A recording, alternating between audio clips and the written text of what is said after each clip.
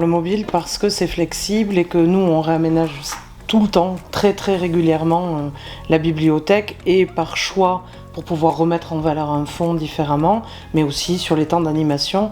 Donc on a besoin de cette flexibilité qui nous fait gagner la moitié du temps par rapport à du mobilier fixe.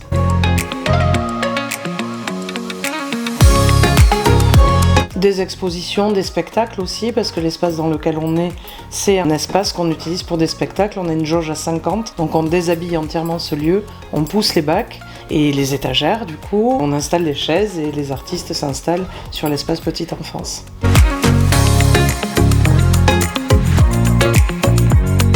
Alors la hauteur des étagères, le fait que ça soit aussi décoré, ça c'était un plus pour l'espace jeunesse. Et puis la hauteur sur les documentaires avec une réserve en bas qui permet du coup d'être à bonne hauteur pour des enfants qui sont un peu plus grands.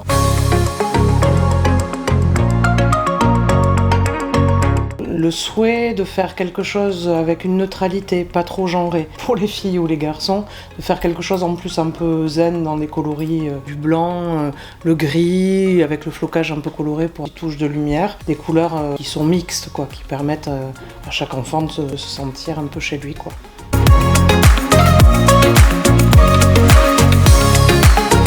On a un public adolescent, mais c'est pas forcément dans cette pièce, mais on voulait un peu marquer le coup, comme c'est un espace partagé entre les tout petits, des bébés lecteurs aux plus petits 3-6, et aux enfants qui sont en progression sur la lecture avec les romans, on voulait marquer le fait que dans cet espace-là, c'est pour des enfants plus grands qui savent déjà lire, et du coup ça permet une transition visuelle d'emblée avec le mobilier.